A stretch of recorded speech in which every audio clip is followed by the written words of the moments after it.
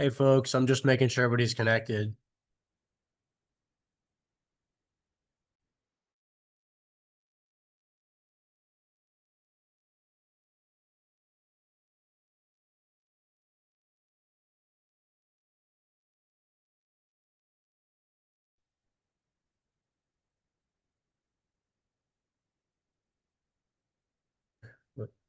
Just trying to make sure folks are connected. You might get a panelist invite.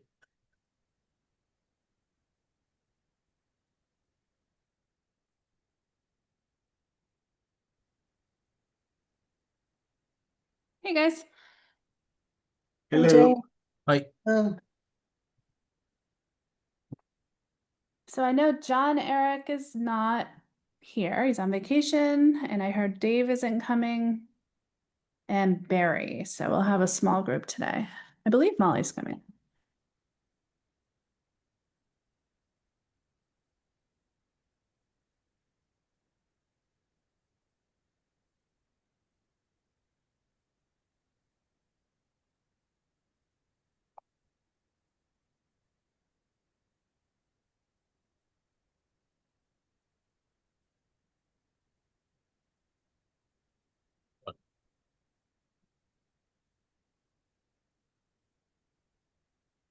A couple of you may not be able to be moved to panelists for some reason, so I just tried to make sure you could at least talk. I don't know if there's an issue on your end, but I think we've got everybody at least that's tied into the Zoom right now.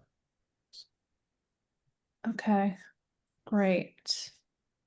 And then I see in the attendees, Newbury Planning, I think that might be Sadie, who's the new assistant planner in Newbury. So welcome. Yes. Yes. Sadie with us?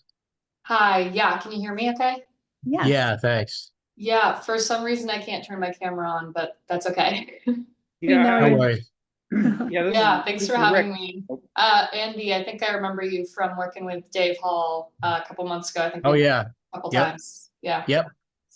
And I did try to promote you to panelists, just so you know. I don't know if you got a pop-up or not. It may not work. I did, and I wasn't sure what it was, but then it went away, so I'm not Okay. sure if I can No go worries. back to it. I'll try it again. Yeah. Okay. Oh, yep. And we got Richard over. So I think it's Yeah, can you hear me okay? Yeah. Okay. Yeah, because my camera for some reason isn't working. It could be an equipment issue. So The heat. Yeah. yeah, I'm Blame everything on the heat. I like that. Just checking my list to see if we. Julia and Molly. And Chris. Julia, I think, was not able to join us. She's just overlapping with a few other things that are happening right now, so she wasn't able to Okay. join, I think. Okay. And then yeah, I think the only person we would be expecting that I haven't heard from is Molly. But why don't we get started? Or I don't know, let's wait a minute and then we'll get started. How's that? She sounded like she was coming in that 2 You o'clock. did? I can't Yeah, remember. because she said we had a meeting coming right up. Oh yeah, all right. We'll wait 2 minutes then. Mm.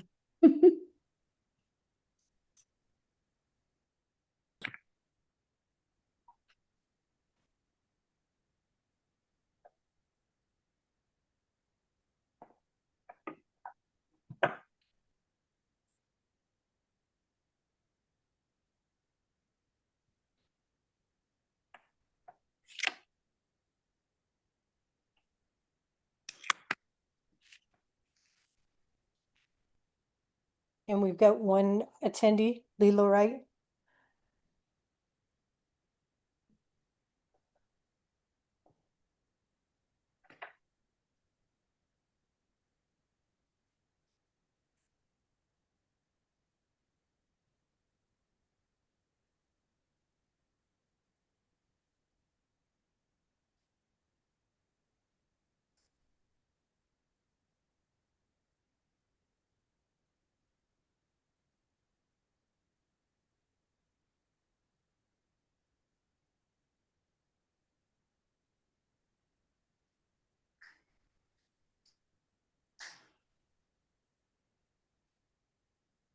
All right, let's get going and we can postpone anything for Molly if we need to until she's able to join us. Thank you for bringing up the agenda because I don't have it in front of me. Let's see. Would anyone like to make a public comment? We have, oh, a dropped attendee here. I wonder if, Sarah, Um, can you, oh, Yeah, just in order to allow someone to speak, Leah, I had to make a promotion to a panelist because I guess it's an old version of Zoom, so, but it okay. may I have don't, lost your I don't connection. see her in here, but Yeah, I may have lost a connection or something. I don't know. okay. If someone could just keep an eye on that in case she does want to speak. Yeah. Did everyone have a chance to look at the meeting notes from June? And if they have any comments, please let us know. All right, hearing, oh, Molly's here. Excellent. Did anyone have any comments on the, or issues with the meeting minutes before we get those posted? No. All right, Sarah, you can work your magic Okay. again.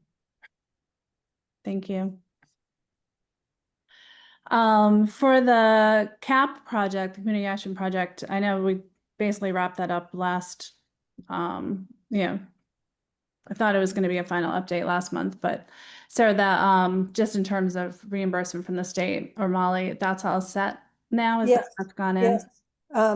Molly signed it and submitted it yesterday. Yay. Ahead of the 7:30 deadline, so that's all set. There was one issue with a check to the firehouse that I'm still tracking. It was written to the wrong organization, so their bank rejected it. So it needs to be reissued by the city, but they asked for the check back, so I'm chasing. Hopefully they still have it. How would they if they gave it to their bank? Anyway, all right, well, that's something. Maybe a copy would be good Yeah. enough. I don't know. Oh, the things that come up. Okay. Yeah, but that's the only loose end that I know of. All right.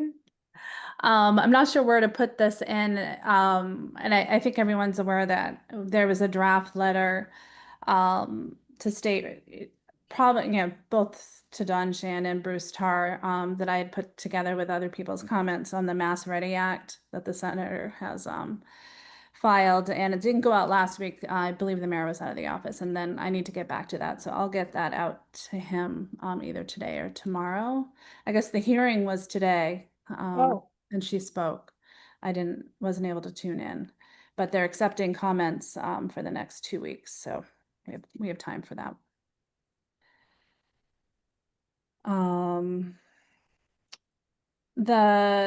For the resiliency checklist, we still haven't met.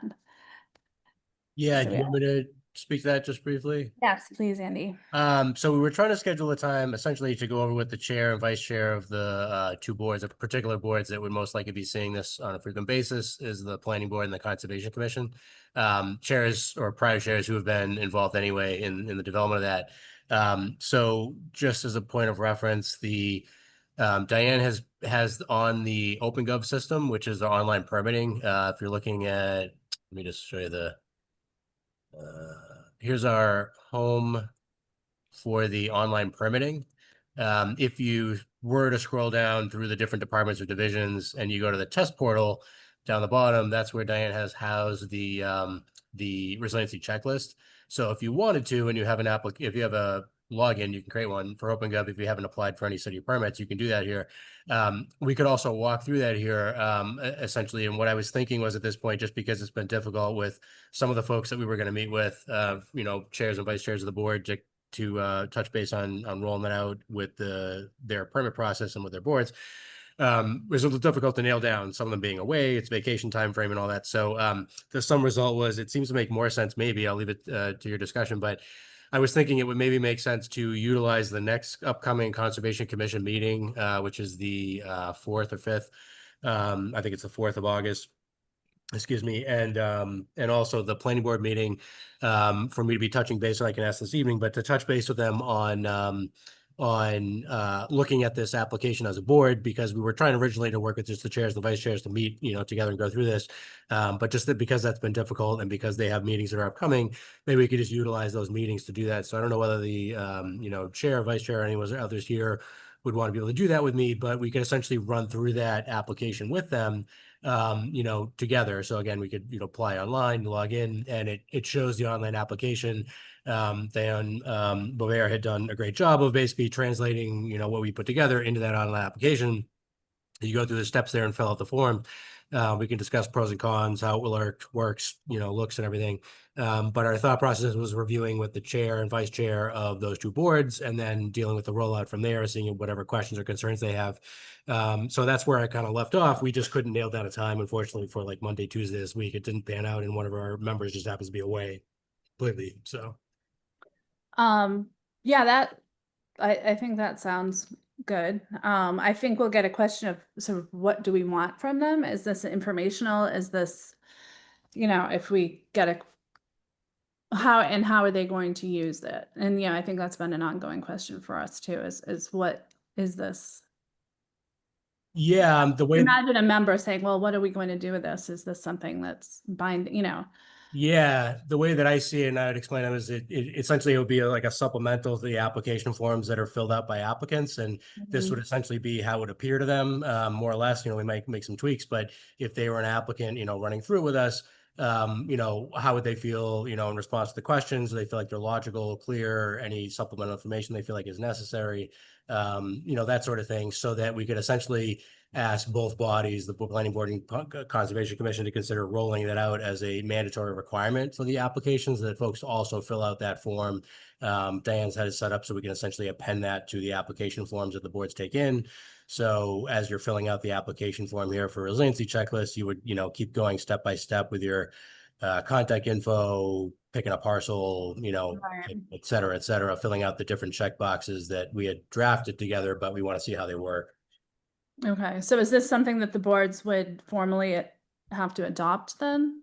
It's a little Yeah, different. We it had would thought make about it. sense. Yeah. I mean, in some places where there's no dispute, nobody has any problems with applications, but we don't infrequently, we'll have somebody who says, well, is that, part of the formal application? They might be feeling like it's additional stuff they have to fill out. And so having the board take a formal vote to make it part of their application, both boards, would make sense. Okay. Yeah. I'm comfortable with that. Does anyone else have any thoughts on it? And I apologize. I don't know whether any of you would be available to do that, walkthrough. I can walk through with them. But to do that, the conservation meeting I'll be at, the planning board meeting, I'll be at this evening. I can touch base with them. I wouldn't be reviewing it with them this evening. It'd be there because they already have an agenda, but for their subsequent meeting, I'd take it up with them. The commission already has a meeting scheduled, and I'll be reaching out to the chair and vice chair on that to ask if we just take care of it at that meeting. So Is the Concom, the next meeting's on the 4th? that sounds right. Yep, that sounds right. Yeah. What time? They meet at 6:45. They probably, I don't know. I'd have to defer to the chair on whether they would take that up, depending on the agenda. They probably would take it up towards the end. And Yeah, it may be a desire. Oh, Joe's with us. It may be a desire to take it up at the following agenda, only because I think that one's long. Oh, is it? Okay, I haven't looked at it yet. Let me Yeah, just- either way. Yeah, I would be at the end. I would rather do. Okay, and are they hybrid meetings if I'm not in town? I'd like to attend, but I don't know if I'll be here. Well, it does, depending upon when we get a new yeah. whatever we're gonna administrator or whatever, they're gonna be remote until then. Oh, Yeah, okay. this meeting would be via Zoom. And Joe, this is the agenda we have running right now. So I think That's the internally we were Oh, thinking it might be yeah, that's- easier to do the Well, following only meeting. 4 notices of intent and 4. Yeah, no, Yeah. it should be a 10-minute meeting, right, Barb? Yeah. So it might be more realistic for the commission to do it at the following meeting they have, but Okay, but that's August 5th, not the 5th, the 4th. Yeah. yeah. Okay, yeah, just give me a heads up. When it, And Joe, do you have any sense? Does it make more sense to go to the following meeting for the commission? I know the Oh, well, yeah, especially if we get a couple of these notices off the yeah. Okay, that's what I was board. thinking. Okay. do you know when that will, is it every, sorry guys, I don't. Yeah, know. that'll be the 19th. So perhaps I'll ask Diane to add that to that agenda now and Yeah. just have it there. Okay. I won't be able to attend the 19th. I'm in Virginia.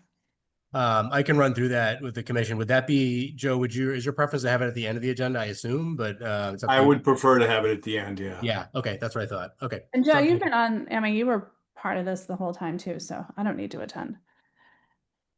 All right. Sure. Unless you want me there, you guys want me there, then we'll have to do it another time.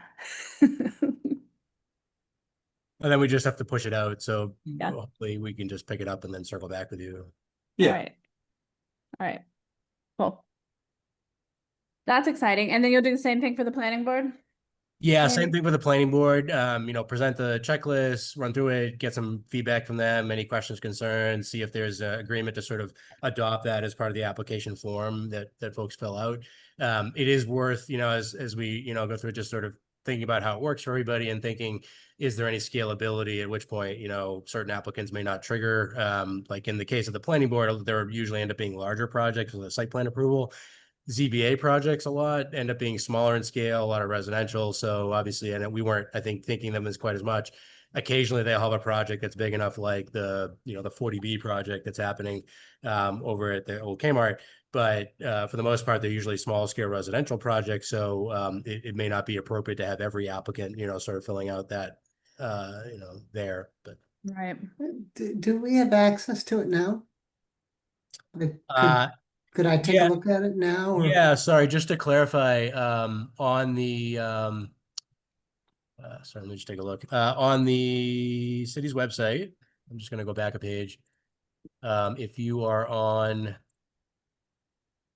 the have to go back a page. So if you go to the planning board, you go to Conservation Commission, one of the permitting boards, ZBA, you're gonna get to this online permitting where all the online applications are taken in for the boards.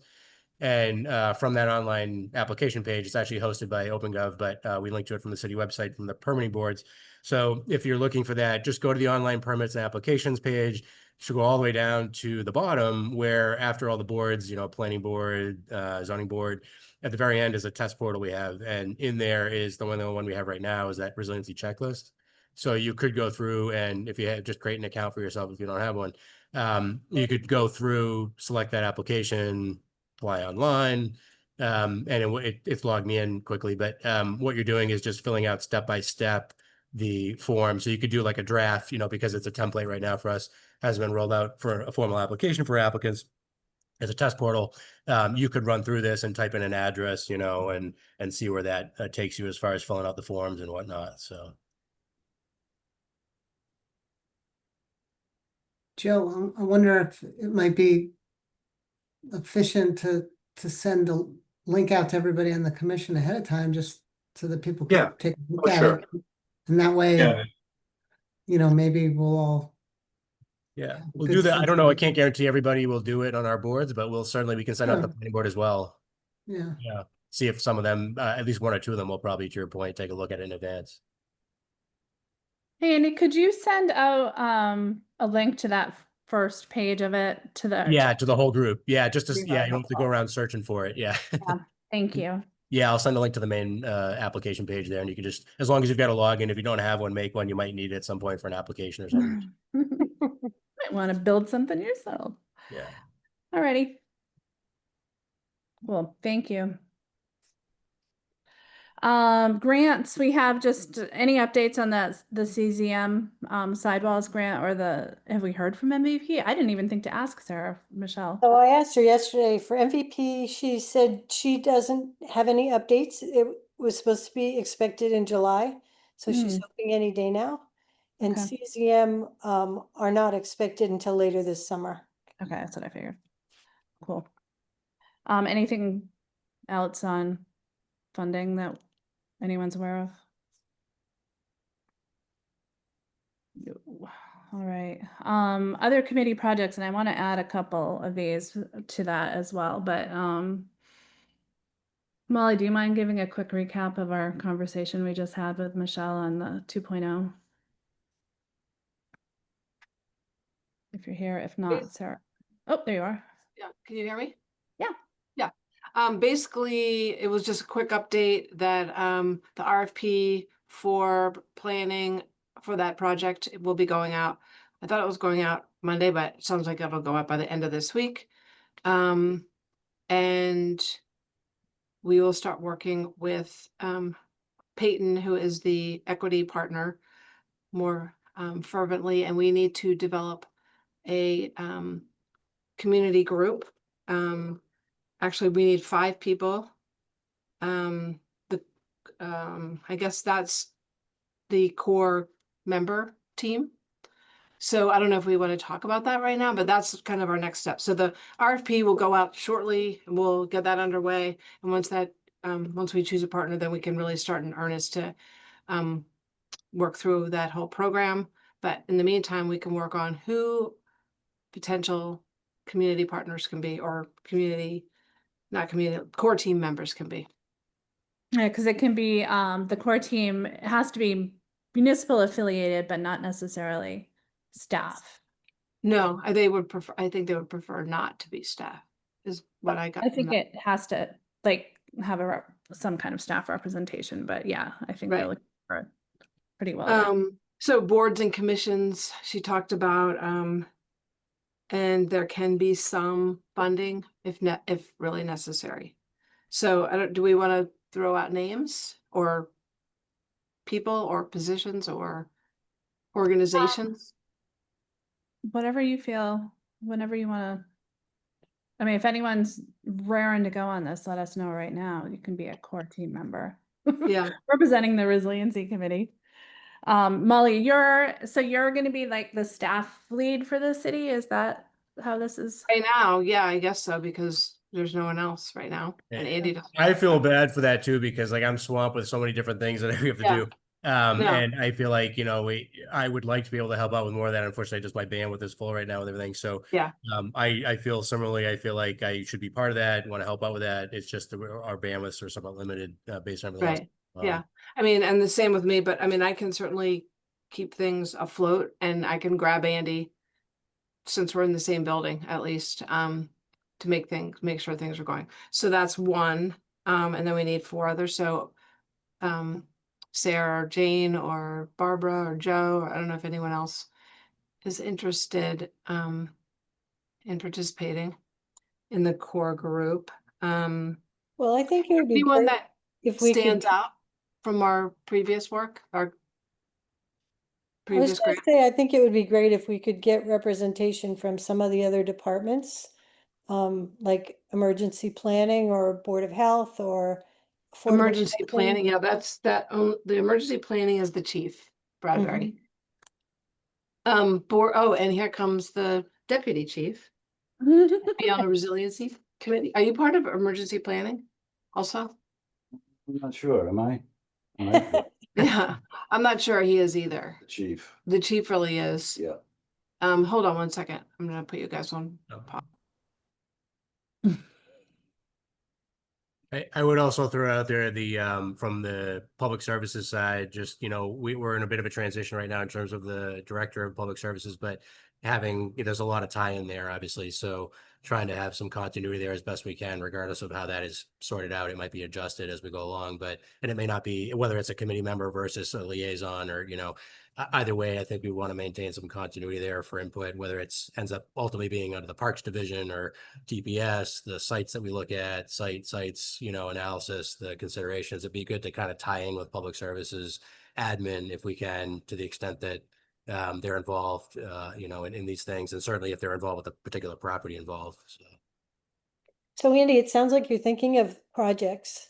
And I think this whole first year is really a bunch of analysis and paperwork on Yeah, our all right, community thank you. Yep. and where our underrepresented populations are, and how we get those people more involved.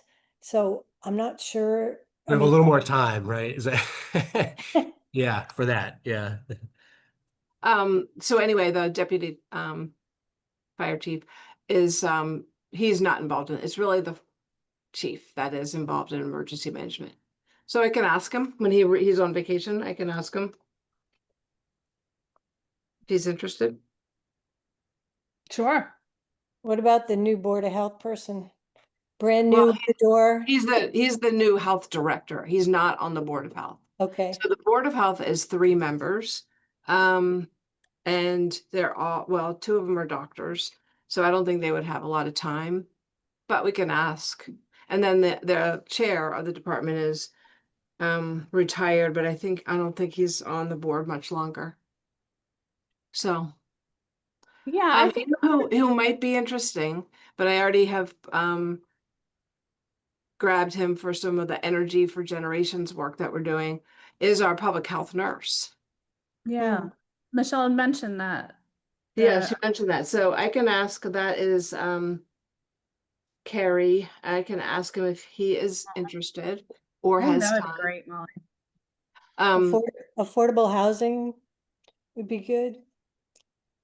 Council, So or on disabilities too. Disability or even aging, So are Yeah. you thinking for a full member of the group or because I can core reach out? team. Sorry. core team. Oh, yeah, yeah. I think someone from COA on aging would be really important, because I think that's a segment of the population that definitely Youth needs help. services is another one. Who? Youth services. Yeah. Okay. Hey, Molly, sorry, it's Connie. Can I just jump in for 1 second? While you guys have been talking about this in the background, I've been looking up the budget information around emergency management. And there are 2 staff line items here, one for the EMR coordinator and the deputy coordinator from emergency Wow. management. So I wonder who the somebody deputy other is. than the chief is getting paid. Funny. Okay, good to know. Stickers, to get rid of a couple. I would have thought it was Barry Salt, to be honest, Right. but I can't tell you exactly who that other person is, but somebody else is getting paid beyond just fire chief. The fire chief's getting Good to know. 12,000 a year and the deputy coordinator is getting $6,000 a year. So Really? I guess we'll have That to check is on that with the mayor's office and just to clarify who our other person is. We're gonna look at there. Yeah. So that's just in the budget book from this year. Sorry, Thanks for I would pointing have that out. Yeah. chimed in, but I was still That's what looking for the that's what I information. had assumed, that there was another person working with the chief, but that was Barry that just walked into my office, and he doesn't deal with that at all. Gotcha. So somebody else is out there. So sorry to be delayed No, on my that's great. my answer. But No, that's really good to know. Thank you. looking at Yeah, we should know that beyond just, thinking about 2.0. So if we Okay, identify that yeah. person, because I think Yeah. they should be engaged in. I just talked to the chief about that last week, and that's a whole nother discussion, but how they need to do more as far as what's available to the public for emergency management and planning. So we can talk about that more later, but that's good to know that there might be another person that we don't know about, or that I don't know about. All right, so we have a list. When we send the notes out, yeah, I don't want to let this drop because I think, of course, somebody from this committee and then whoever ends up leading it for staff, but I think it makes it, I think it'll actually be more meaningful if we do engage others from other committees and boards. So let's definitely try to get a few others out there. I love youth services, council on aging, emergency planning, and then the You like which ones? yeah, if we have someone from emergency planning, Yeah, council on aging, youth services, and then the public, the health, the nurse. health nurse, the nurse. Yes, public health. I think would be fantastic. Like that Okay. seems like a really well-rounded core team. Yeah, and I would say aging, council on aging, or affordable housing too. Yes, yep. Because we're going to eventually have another team that's a larger team composed of this core group plus community liaison. So yeah, we'll go beyond this 5. Right. Okay, so everybody put their thinking hats on, if you have any ideas. Yeah. Do we want to have everyone call each of the groups, have people call each of the groups to see what they would recommend? Yeah, I'll reach out to planning board and the housing trust to see if there's thoughts on that front there. Okay, thank you. I'll do the chief and the nurse.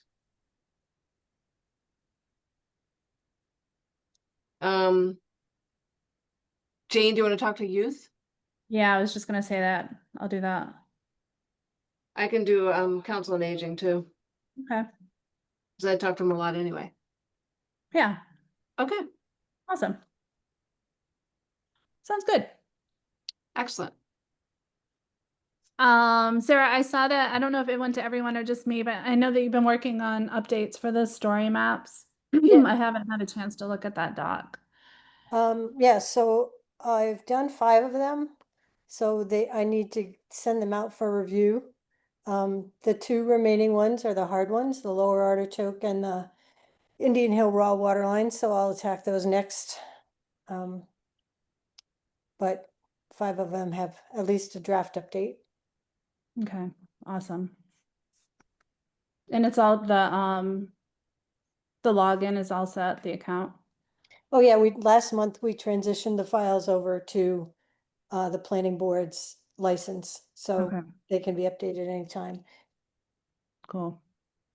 Alrighty, so we'll get those out. And then, Joe, has there been any work on the urban park project? Did you ever hook up with Julia? No, not yet. We're we've both been gone a lot, so. Yeah.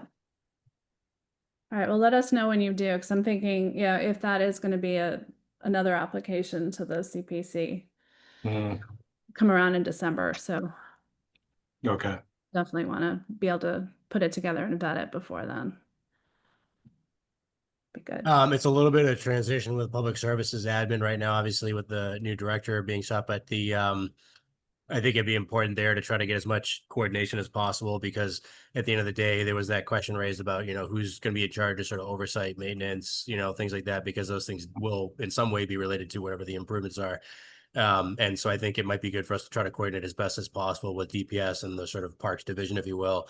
Obviously, so we don't, run to a similar situation where we thought we had something that was viable and there was a debate about whether that location worked. So hopefully with whoever, as we move forward, we can figure out whether that's, the new director or it's still with, John Kerry, an interim director for the time being. Try to sort that out just so we don't run into the same snag, unfortunately, we had.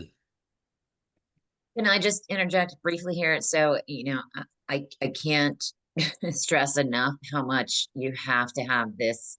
This is going to be the pushback from the council. It's not going to be about the project, especially if it gets CPC funding to make the project happen. It's going to be the long-term maintenance. And the more that you can cross every T and dot every I on this, and there's going to be, an extra special lens on it, given that we did just cut a bunch of DPS positions this year, and their DPS is already pushing back on the fact that, they're struggling to meet the needs with less people. And so, I think there's just going to be a lot of pushback on how do you meet those needs for an extra project with even less people. Yep. And I think part of that will be addressed by the design itself, but at the communication is going to be really important in terms of, this will need maintenance for the first couple of years, but ideally it'll be minimal maintenance in the long term. I don't think that was communicated very well or very strongly. Yeah. Well, this time around, so. if I could just chime on that point, because I think I'm some sort of in between the two of you on that sort of sentiment. I agree with Connie that I think that Councilor Preston, that it is a recurring theme, this idea of the maintenance, right? And I know that ideally this is and it's been presented, it was presented well as a low maintenance type installation. But the reality is, at the end of the day, the city officials or the staff who have to go out there and maintain things are often saying there's always something that comes up that has to be dealt with. And whether it becomes a tripping surface, walkway, or that, needs to be repaired, or it's the plantings and something related to that, there will be something like that. So I think that will probably, like Connie said, that'll be probably the primary emphasis of the focus of the discussion, not whether or not the installation is a great thing, but how does it, who's going to take care of it long term if the committee isn't here, or if, there's transitions of some type, because unfortunately we see a routine kind of dialogue about the resources available to take care of everything that's put out there or installed. So. Right. Absolutely. I would agree too. I was just at a meeting at DPS about Yankee Homecoming and the enormous burden that puts on the city and all the staff. And that wasn't what people were talking about, but just going around the table talking about all the different things that have to be done. But there was discussion about another park being open on Boylston Street, overlooking Fulton Pit. And then there, Atwood was Connie, well, you know about Atwood, right? That's also another, Yep. getting refurbished. Yep. So yeah, so these are, potentially 3 more that have to be taken care of. And Parks was just removed from 59 Low Street. And now, all their stuff, I was shocked to see. I mean, everything's in containers down there, but there's so much stuff down there. There's no room for them down there, Yeah, both outside and inside. such an ongoing problem. Yes, it is. And this year, because I think design is going to be incredibly important, maybe it just is, applying to CPC for funding for a design of this kind of park. But the important part is to, first step is to actually identify a site. So, Yeah. Oh, one thing I did have an idea on a site, but I don't know how valid it is, and I wouldn't mind getting some feedback from people. I was thinking about that area across from the park and ride. Uh, it may not be a very pleasant place, but I know people park there a lot and walk their dogs and everything. is that So for the Little River Nature Trail area, Joe? yeah, Yeah. at the head of that, there's there's city land, and it's more or less accessible. So The challenge with a site like that, Joe, is going to be the lack of water source. oh yeah, no, I do. That's going to be a challenge with a lot of them too. But But that's going to be, I mean, trucking in a water truck to water it for, and I know that if, the whole point is eventually it wouldn't need watering and those sorts of things, but in those first couple of years, it is going to need watering, and without a water source, it's really expensive to truck in water. oh, okay.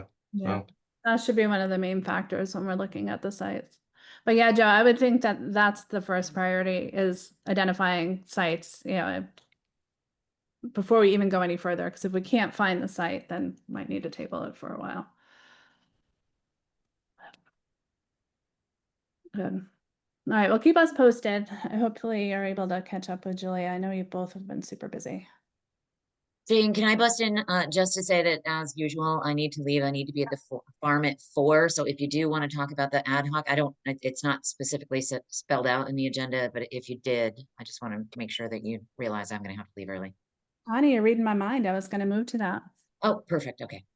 I just sent it out in an email. I don't know if folks have had a chance to take a look at it, but Counselor Khan and Connie had drafted an order for have is it now an ad hoc committee, Connie, for the water Yes. project and prioritization.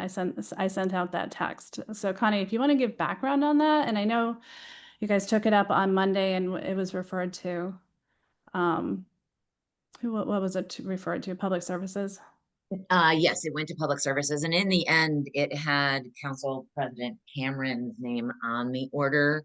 But ultimately, I think as a council, as we went through the CIP process, we realized, I think we finally have gotten the attention of the full council as it pertains to the water projects and the prioritization of them, the extreme cost of them, and how we time them, but also just how prioritization has happened. And so ultimately the council, well, what Councilor Khan and I were looking to do was develop this ad hoc of the council to establish a group where the council is having, formulating their own opinion, and ultimately this ad hoc would be advisory to the mayor. And obviously the mayor has, his own staff who's advisory to him. But I think the council has just felt very out of the loop with this, and also felt that there might be some mixed pressures that have led to some prioritization that maybe isn't fully satisfying what maybe the council would have liked to have seen. And so the effort here really is to have the 5 counselors, as well as members of the community, members from the Conservation Commission, the Resiliency Committee. There was one more, I can't remember what other commission is in there, the planning office, the city engineer, DPS, the water superintendent. Oh yeah, sorry, the Water Sewer Commission was the other commission that we're looking to pull from. But so you can see the representation here. You know, and the hope is, you know, we frankly would have really liked to have a report on this by the end of this calendar year, also because this council dies this year. So it would also be ideal to be able to do that. But we also realize that, you know, there's less than 5 months between now and the end of the year, and the ad hoc can't even get started because it must go to committee, be discussed at committee, sent back to council to for the committee to officially exist and start doing work. So we did push it to say, you know, that the hope is that we would have something within 6 months, which would bleed into the new year and a new council. You know, some extra complicating factors here just got even more complicated over the last couple of days. As some of you may know, on Friday, the water superintendent, Tom Cusick, quit.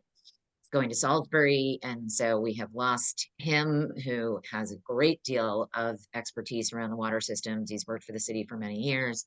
As well, we are currently vacant at the head of DPS. And so, but nevertheless, I think, you know, we have to persist with this. And, you know, hopefully there is the PAR report. You know, certainly the city engineer knows all of this very, very well. Certainly the Resiliency Committee knows this very, very well. And a couple of us on council have a real firm understanding of what's going on with the water systems as well. So again, we're not off the ground yet. PWS meets next Monday night. They will take this, Public Works and Safety Committee meets next Monday night. They will take this up and understand that we want this returned back to council for our next meeting on August 4th. I strongly suspect that this will pass, and then the ad hoc would be able to get off the ground and get started. And just to be clear in this, per our charter, ad hoc committees that can only be developed by the council, the membership is named by the president of the council, and only councilors on ad hocs are able to be voting members of the body.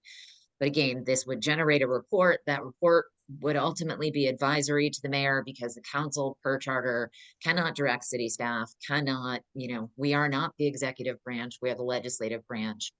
But we are really hopeful that, you know, the mayor will see, you know, our interest in this and our concern around this. And I think it's worth noting as well that the mayor did send a communication to the council on Monday night where this order was also received, and he was very open to this ad hoc, which I frankly didn't necessarily expect. So, you know, I think there is a lot of openness there. So I'm really hopeful that, you know, I think if nothing else, the win here is that we have started to really get notice at the council level around the water projects. And I'm really hopeful that this will, you know, really create some action that changes some of the prioritization around the water project. That's great news, Connie. Thank you because you've been pushing for this. Could I So just very jump long. in with a- As I've said so For many a long times, I've time been and uphill. screaming in the wind. Yes, exactly. I'm wondering if before Tom leaves, I know he's on vacation this week, if someone can just sit down with him and get his thoughts off the top of his head, just like you could do it in 30 minutes, just sitting down with him and seeing what his that's a priority great- list would Yeah, be. Great idea. I've done that I with will try to Chris set that Pratt up. before. Yeah. I would love to partner with whoever, you know, with someone who might be doing that, because I think this is a huge area for the city to be concerned about and look at. Me too. And I think, unfortunately, given the lack of continuity that we have for a few key positions, and understanding, of Yeah. course, the variety of reports that the city's gotten from consultants over the years and different types of consultants, it's a relatively short amount of time. I think, as Connie alluded to, it's kind of a short time frame, but and I hope there might be a possibility, if we need to extend that time frame and have the continuity going to another council session if need be. But at the same time, because it's so much and we're lacking key points of continuity for leadership in different divisions or department there, it'd be great if we could, I'm happy to, you know, participate in that with Tom, that discussion there, and then try to maintain as much continuity as we can with whoever comes into the director position or water, you know, superintendent position. Yeah. No, I would agree. I think that would be great. So I will jot off an email right now in the background. So if it were you and me, Andy, I think, we should propose a froze as well. Jane, would you like to try to join that? Yeah, I would. Okay, it would obviously, he's on vacation this week. I'm unfortunately on vacation starting next Wednesday. So I'll try for next Monday, Tuesday. If it can't be that, I can try to do it via Zoom or phone or whatever. But again, Tom is leaving in a couple of weeks, and so we need to get this done sooner And rather I than would also ask him to bring along whoever he thinks from his staff. I mean, yeah. Peter King is really good. Chris Hood is really good. He's got some staff there that's going to be sticking around, so I would have them in that meeting as well. Yeah, I'd say That's a great Pete King, point. but I don't know all the other staff members, but I know I interact with him quite a bit, and he's very, very knowledgeable about everything. Okay. Fantastic. I'll send it to Tom and suggest those two names and let him decide who he wants to bring. from Yeah, his. yeah, exactly. Okay. Thanks. Yeah. Just briefly, I had a pretty lengthy conversation with the chief of staff last week on this, and he definitely sees the value in it, and so I'm hopeful this will be well worth it.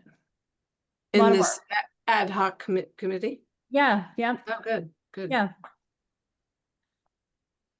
Excellent. Anything else on that before we let Connie go? No? All right. Thank you, Connie, very much. Oh, you're welcome. Thanks so much, guys. Thanks. Bye. Sarah and Molly, I think, were you both on the call this morning with Deanna Moran from CZM on the Resilient Coast Plan?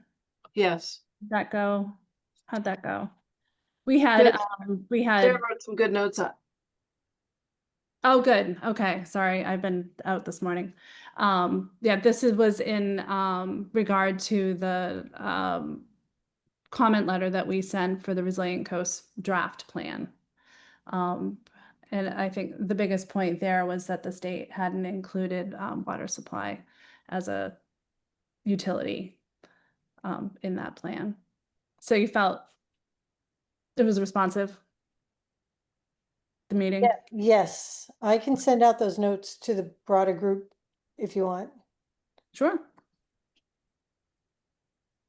Excellent. Okay. Do you want to mention the Insure workshop next week?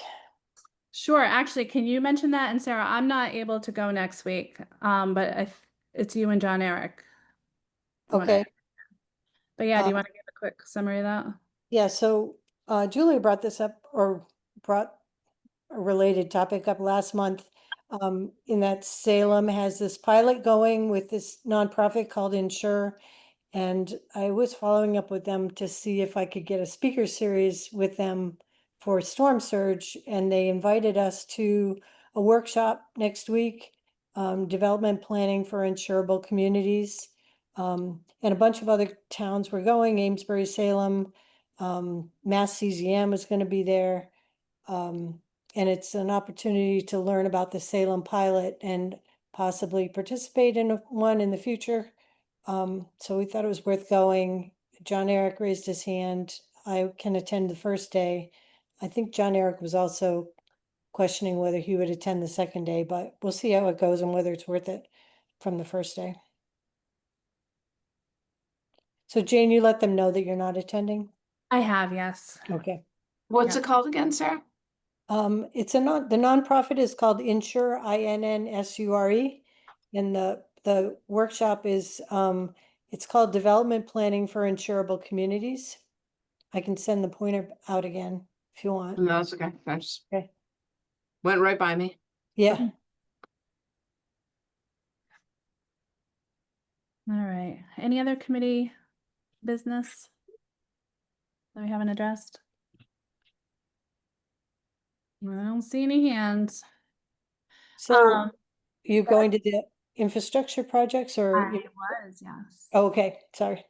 No, go. Do you have any thoughts, Sarah? Well, the sidewalls the Conservation Commission meeting was on 7/1 and had quite a bit of discussion, and then there was that article in the paper that John Eric had concerns about, so I was wondering if we needed to do any response to that or whether we were just letting that die. It was continued to the next Conservation Commission meeting for review for the order of conditions. There's, Joe or there's Barbara, do you gonna have any be thoughts? a site visit next week. Yeah, we have a site visit on the 22nd.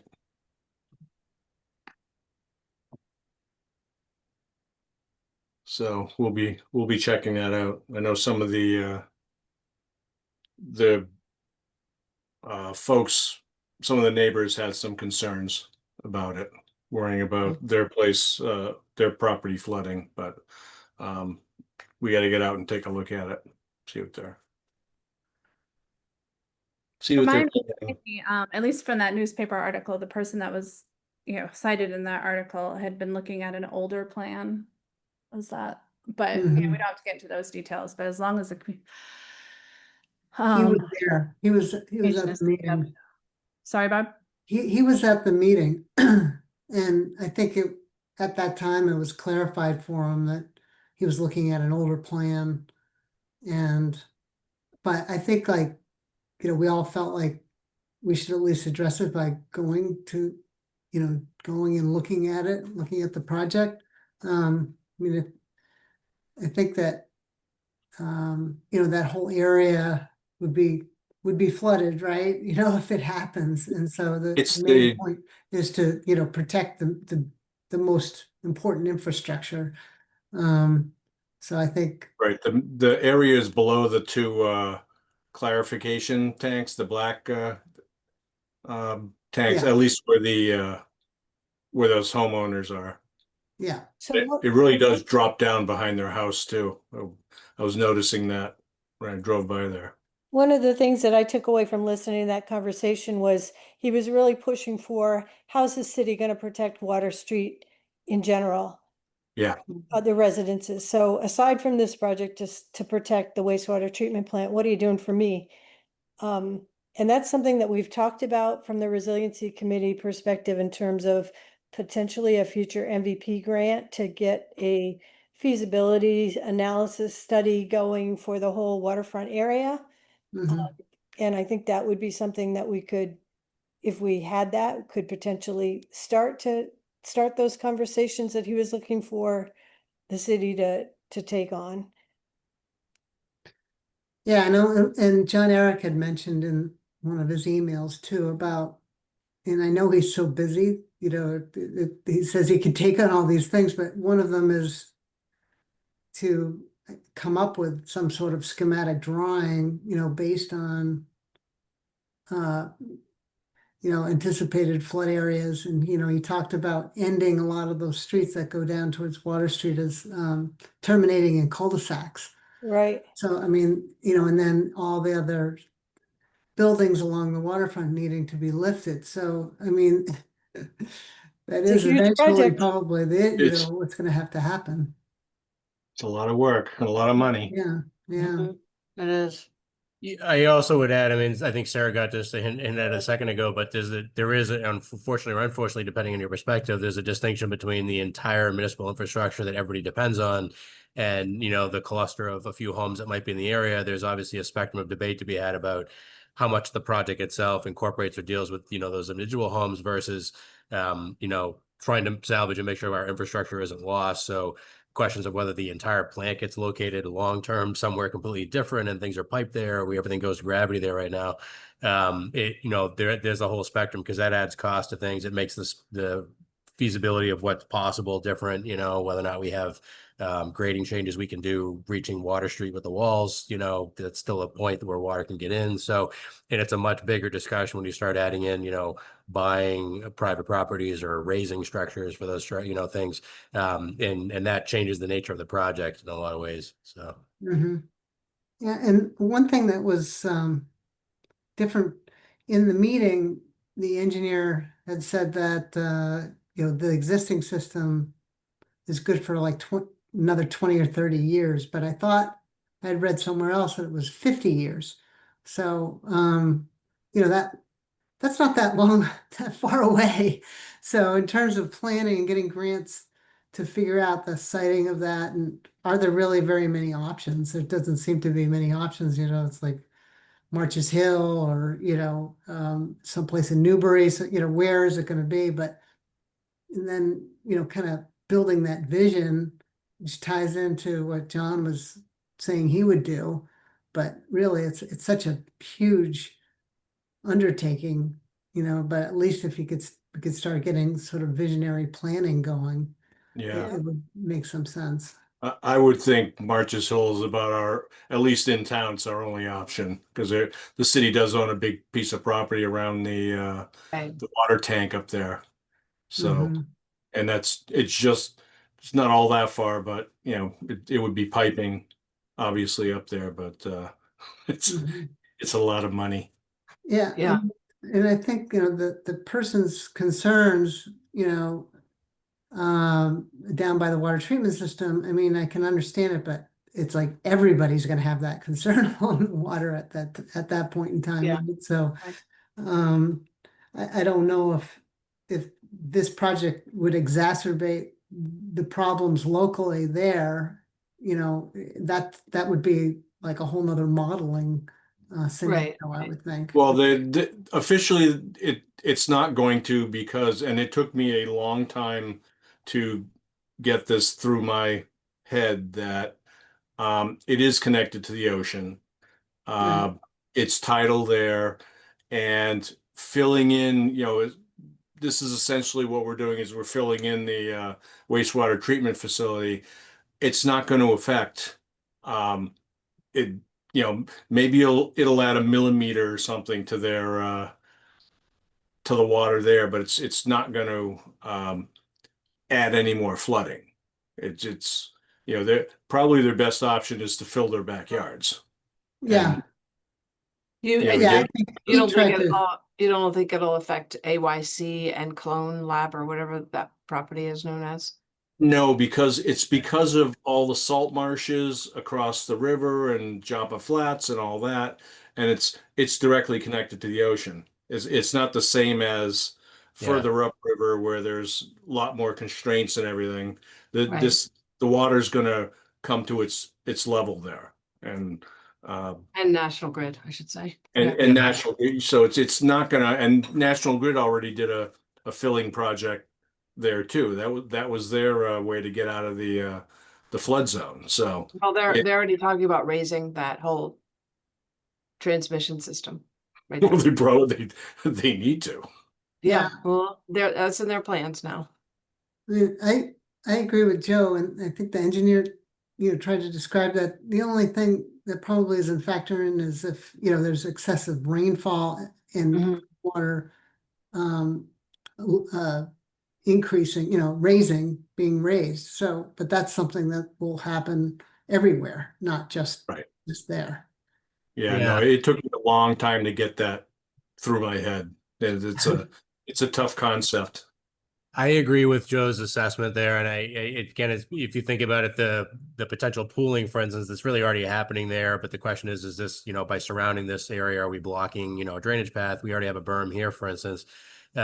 Is that going to exacerbate it? I think, like Joe said, that it's a drop in the bucket, so to speak, of water, because it basically becomes a thin sheen across the entire, flooded area at that point. It's not. I don't know that it's really contributing here. It's a distinction between, is this capital project to take care of the city's, this city facility that everybody depends on, is that taking into account or dealing with the drainage problems on adjacent properties that are residential, or is it exacerbating those problems? I think there's a distinction to be made here where I'm not sure convinced that it's exacerbating the problem so much as it may not be taking on those drainage issues there on the adjacent property.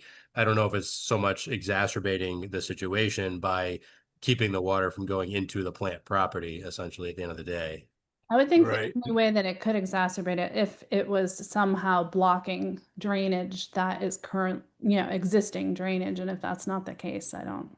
Yeah, we're, Yeah, they I mean, the re- berm is already serving that, and there's drainage pipes essentially, but those are going to be all blocked during a storm anyway. So the Right, water is right, until and then when it resides, the pipes are going to be open again, so the water's going to be able to go out. So the argument that the project itself is causing the drainage problems or will exacerbate that here, I think is a little bit like maybe exaggerated there, but but they also did reroute a drainage pipe, a storm pipe uh, that was going through that property. Um, they rerouted it off to the what's that, north, something like Mhm. that. yeah, to the Yeah. northwest to go this way. Yeah. Yeah, they're gonna take it out that way. So, and that was, I think that was part of the map that or the plan that the guy was complaining about and didn't realize that they had rerouted it. Right. Yeah. Right. Yeah, he didn't realize he thought the water was still going this way. In reality, it had been they already taken that into account by trying to pull some of the water this way. Yeah. So do you feel that there's any need for further communication from this group or others to make all of this very clear? To I thought this if person? anybody was listening to the meeting, they did a good job of explaining it. Okay. But I don't know how many people, other than the homeowner, who is obviously upset Right. about the broader issue primarily. Yeah. Well, I I mean- think, Well, I I mean, know- people need to know about this, so they need to know what's happening. So I do you don't- think we need a daily news article from the Resiliency Committee or from somebody else to counteract that one article that was kind of poorly written, Or one-sided? one Well, I sided? think yeah, we should just be transparent about, I mean, it should be transparent for everybody. But Not I us, think, Right. and it's already documented it'll be documented in the Conservation Commission meeting minutes. Yeah. Right, And but if someone's recording. not around or they're not paying attention or whatever, I just, Yeah, I just worry about it, as things fly around social media in the public, nobody really checks other than us. I Meeting know, minutes. that's what I worry about too. So if there's a way, maybe it is sort of a It counter. just draws more attention to the fact that everything's gonna get flooded at some Right. point in time. Yeah. Well, that's not bad either, I mean, that's Right, public. but, education. but the city doesn't have any real plans in place, for what the coastlines or, the river's edge is gonna look like in the future. I mean, it seems like we'd have to get ahead of that before. Before Actually. responding. But the problem with that is you really need this infrastructure protection project. Well, it's different than what they're concerned about. I mean, Right, so you Right. try to make that differentiation to say this project is to protect the infrastructure. There's a broader problem about what do you do with the whole river's edge? yeah, I mean, the But they're city two made separate it clear problems. they're not obligated to protect people's homes. They're obligated to protect their infrastructure. Right? Mm-hmm. Yeah, agreed. And I think it is a reasonable argument that a project like this shouldn't displace water such that it creates problems on adjacent properties. But I think the consultant, did a good job presenting the commission. But I think perhaps, and when I talked with Jordy about this, because he's working on this project a little bit, is perhaps they could do a little bit better to sort of encapsulate in a summary format and a little more dialogue or explanation of why it is not expected to be a displacement or problem for the adjacent properties. Right. Just because these Yeah. walls are keeping the water out of the treatment plant doesn't mean that it's deflecting so much water onto adjacent properties that it's going to cause an impoundment there, where effectively this is already pooling here from water coming down the hill. There's already a berm on the riverside there. It's a temporary impact to block water from going into the plant itself. But I'm not convinced that this is essentially being caused by the wall going up to protect the plant itself, Oh, no, it's just keeping it out of the plant. So, And it's Right. only happening in the event of that event. Right. that Only kind during the of- storm. Right. Yeah, Yeah. it's not like a Exactly. regular, Right. Well, So I mean, maybe a fact sheet around it, something like that could be Yeah. posted Yeah. on the That's a good website. idea. I like that. I like that idea. Yeah. yeah, because getting that whole concept into people's heads, like I said, being someone who experienced that whole conflict, you figure you can see how much water, how many gallons of water would fill the wastewater treatment plant. You get the area and whatever depth. And then you zoom out and look at all of Joppa Flats and figure out, how much water is out just in Joppa Flats. And this is a tiny, tiny percentage of what's, already out there, and water seeks its own level. So that's what took me the longest to figure out. And the guy saying that it was connected, because it's connected to the ocean, doesn't get the point across very well. Yeah, I think it would be really beneficial to have at least a fact sheet, something for reference, so that that's, on the city's website. And then if we want to write another article, or write an article or have something in the paper as counterbalance to that original one, I think it's just good, to get ahead of it a little bit and further educate folks. And if it comes up that, the issue for the community is flooding along Water Street, well, that's really just priming the pump for future interest in getting that work done. Mm-hmm. All right, so who wants to, Andy, do you think Jordy would be up for doing something like that, or is this a joint project with him, or what do you I think? would, I mean, I don't know if he's in his office right at the moment, but I would definitely coordinate with him. I'm happy to have a dialogue with him, but it's one of those things that makes the most sense because he's in the planning division as opposed to DPS. It's a little bit more appropriate in terms of like outreach to abutters and information for the general public. And, and I think in this case, it's actually the direct abutters who are going to be most interested in seeing this information or benefiting from understanding it. And I think the general public understanding it's beneficial for the overall, momentum and doing a project like this. But at the end of the day, if those folks understand better why this particular project may not actually be an adverse impact to them as much as it's just protecting the plant that they and everyone else needs, that I think if that distinction can be made for those property owners in particular, it becomes a lot easier for the entire community because other folks in the community may not have that, concern at all. And so it may not even be raising on their radar. Mhm. All right, so you'll catch up with him, and Yeah. if he can be in a supportive role, just let me know or Sarah. Yeah. Okay, great, thank you. Shoot, I think Sadie looks like she had to drop off. I knew she wasn't going to be here the whole time. I was wondering, does anyone have any idea what's going on? Any additional information on the feasibility study for the turnpike? Any updates on that from those I of don't us? have anything newer than no. I thought I read somewhere that they're looking at the survey questions and incorporating that into it.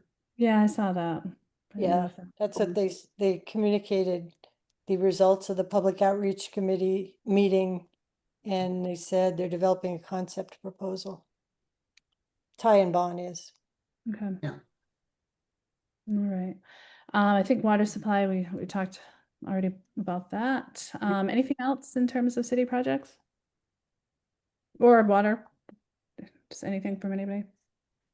No, I think we're good on the water piece with the plan for next week. All right. And then in terms of strategic priorities, I feel like I keep putting this on the agenda, but we never get to it. And John Eric did send a pretty good list. Andy and Julia and John Eric and Barb and I had been meeting for a while back, looking at our original, the resiliency plan. That kind of dropped off when folks got other things on their plate. But I would like to take some time either now, and maybe we can, John Eric's list is like a jumping off point, or sometime soon in the future, just to, as a group, take a look, brainstorm and think, what are our top few priorities for the next coming year or two? And what can we, there's projects that we can really become involved in. There's other projects we can advocate for. I would advocate for doing that at another time and making that the top agenda Yeah. item rather think than trying to squeeze it in right now, because I know my time is really limited right now, but yeah, I think we should give it, more time than 20 minutes. I think so too. Maybe September. How's that? 'Cause Yeah, August. that sounds great. Or why don't we, and that gives us some time to sort of put something together to really dig our team. How many items are on that list now? For the The current well, resilience there were priorities. I know, it was like 130 and then. 158, I think, on the spreadsheet. But then when we got into it, there's a lot of repetition. And so Okay. we took it by, you know, we sort of started sorting it differently and combining it because Okay, good. just good. really wanted to make it usable. And that's Yeah. about halfway done, I would say. But there's a ton of repetition. Okay, And then, you know, breaking it up in terms of departments too, just to try Right. to make it more yeah, easily let's, understood and next steps. But yeah, let's make that the number one item for the September meeting. remember, I like that.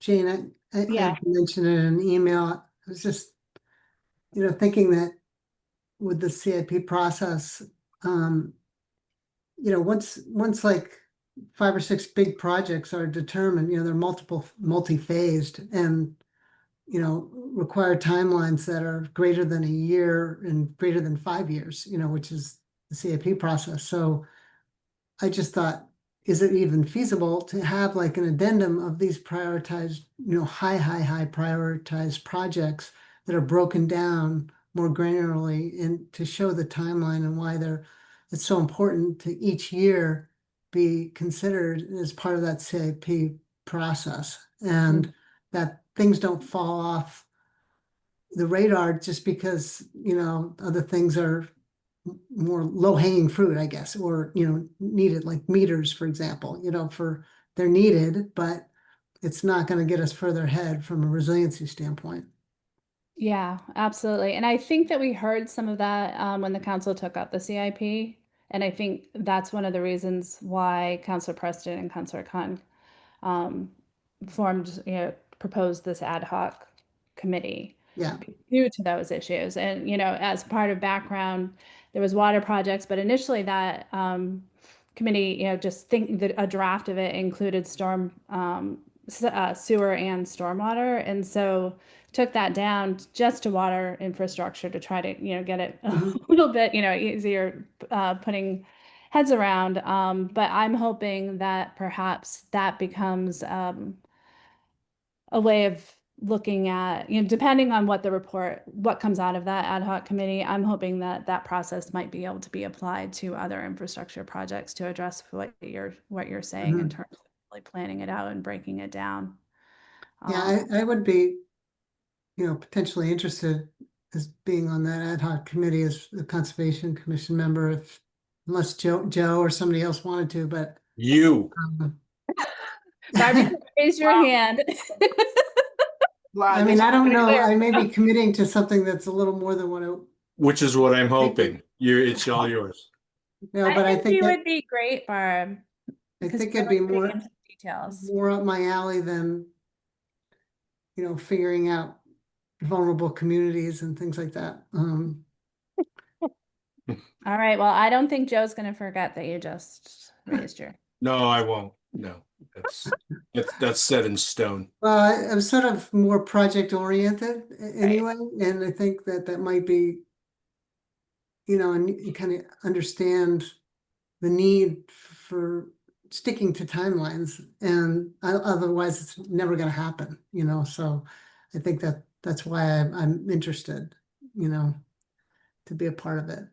Well, assuming that that it's approved. Yeah, and we have to Yeah. talk about who will be the resiliency rep on that as well. So, but sounds like we'll know soon enough. But thank you. None of us are going to forget that you just offered to do that. To give up a couple other things. I hope it's a good process. I really, really do. It's just Well, I think it's an essential process. absolutely. Yeah. All right. So one and thing I'm confused about is I'm confused about where the CIP sits now. So it was approved with a bunch of prioritization changes, but the only document that exists out there is the draft from 512. So As I understand it, there's two different things that have been mentioned. One was sort of a supplemental memo of some sort that summarizes or a document that summarizes what the council had essentially amended, if you will. And then there's the idea, I think it was brought up at the very last council meeting, maybe as a question, for the administration was just the question of whether or not there'd be an entirely new CIP posted that reflects all those changes versus, you know, a quick summary of the things that have changed as a result of the council vote. Because remember, of course, only the first year of projects is being actually funded at a time and all that. So I think that was kind of left between the administration and finance with a new finance director. Something would circle back and be posted to the webpage and sort of close that loop as far as formality of documenting what happened at the council meeting. Okay, Yeah. thank you, Andy. So do you know which way it's gonna go, Andy? When you say which way it goes, I mean, there's not, as far as like in a quote unquote approved plan, we have essentially, if you will, maybe two competing, you know, or plans that aren't exactly identical, right? So it seems to me that they're just placeholders still, like any other CIP plan. They're representative as best we can, or as best of the, you know, those. And who- where's the summary document? Sorry? Where's the summary document of the changes? That, to my knowledge, hasn't been prepared yet, or at least hasn't been posted yet. And the last mention from the mayor's office and finance was just that they were going to close that loop, because I think with Ethan leaving, it kind of got Right, maybe right. shuffled Yeah, I there. know he was working on it and I just didn't know what Yeah, happened before he left. yeah. Okay. Okay. I don't know. I don't know what the time frame is for that. I can inquire myself as well, but I don't know when that will be that loop will be closed. But I think Council Preston asked about that at the last council meeting. So Okay, good. Excellent. Okay. Any updates on the environmental planner, please?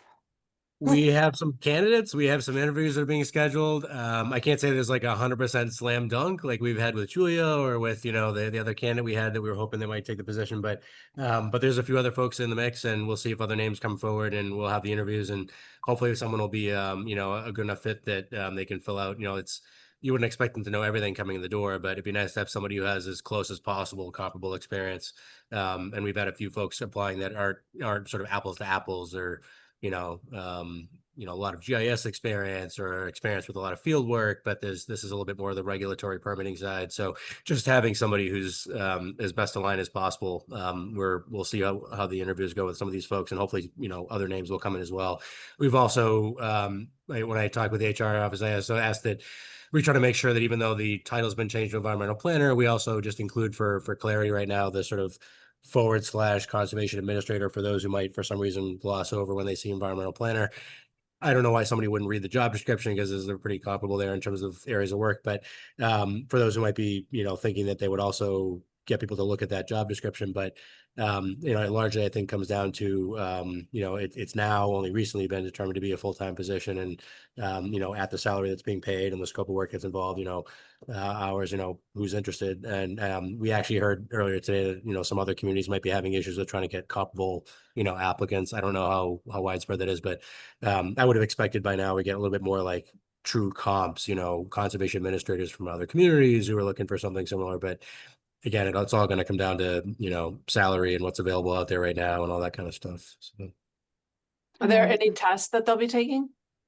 tests, sorry. Yeah, well, is there any way, you know, let's say they don't have all the skills that you're looking for. Oh, So your highest level skills that you need, or the most prevalent that you need, is there some sort of benchmark that you can get by giving them some kind of, yeah, Yeah. I mean, if they have the basic That's- abilities, like, you know, skill sets, if you will, then it's a lot easier, I think, to like have them go to MAC Right, right. trainings and whatnot, right? Yeah, to catch up on all the details and the minutia. Yeah. But I think if they have at least a good skill set of like understanding how permit processes work, working with boards, understanding, you know, really reading the regulations, the interpretation, application of it, the disputes that can come up over those types of things. You know, having some sense of that, and also, frankly, somebody who has some experience that can help a little bit with updating the regulations and not just sort of working with what's there, but also helping to improve them. So we're hoping to see some of those skill sets in there, and then Right. to your point, a lot of those other things can be, you know, learned through Yeah, FCC trainings exactly. and whatnot. But you have to have some kind of the right mindset or some sort of framework understanding, you know, from background. Right. It's like a mixed bag. You know, some of them have a little bit of that background, but we're trying to suss out a little bit more of how in depth is that experience or knowledge, and how closely aligned is it with what we Right. do here. So Yeah. Is the job description on the website? it's under Yeah. the HR human resources job openings piece. Yeah. If you just search City of Newburyport jobs, you'll find it.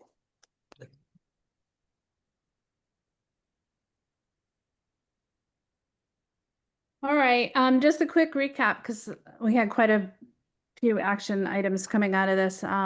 If you don't mind, I'm just gonna run down what I understand we just said. And then correct me if I'm wrong. So Andy, you're gonna reach out to the planning board to schedule, or at least talk to them about the resiliency checklist. Yep. And also talk to Jordy about public communications and the sidewalls, the septic or the sewer. Yeah, side. and we agreed with Joe on the Concom end. We had to pick that up with the same thing with the resiliency with them. Yeah, yeah. Perfect. And Molly, you're gonna reach out to a few folks about the core 2.0 core team. Yep. And I'm gonna reach out to youth services for the same thing, the 2.0. And Andy was gonna reach out to housing. Okay, Yep. yep. Housing trust. Yeah. And then I'm gonna get the letter of support draft to the mayor for the Mass Ready Act to go out to Representative Shan and Senator Tar. Connie already sent a letter to Tom, I just saw, to set up a meeting just for continuity in terms of water projects. Excellent. Barb, you expressed interest in the ad hoc committee for water infrastructure. Sarah, you're gonna forward the comments, or the story map. Yes. And then, anyone please get back to Sarah. Sarah, I'll definitely work on those with you. If there are any, any edits or changes that you haven't already addressed, which I'm sure you have. Was there anything else that I have missed? I don't hear any. Alrighty. I'm going to be traveling in August. My son is off to Virginia Tech, and we're dropping him off that week that we have a normal or regular scheduled meeting. And so we could take August off, or we could reschedule, or you all could proceed without me. Is there any opinions? Well, where would we go without you? I know, Yeah. but you have managed to do it before. I don't think we I mean, ever I think have. if there's anything pressing, we can talk. I think Okay. we can wait until September. All right. But I know like the RFP that will be out, that'll be 2 to 4 weeks, right, with return. So we can talk about that internally. Okay. So, All right. Yeah. If anything comes up, just let the group know. Otherwise, okay. beyond that, otherwise we'll regroup in September. Okay. Awesome.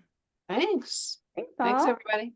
Thanks, All right. everyone. Take care. All right, Bye-bye. thank Bye, you. everyone. Yeah. Stay cool. See ya. Off for the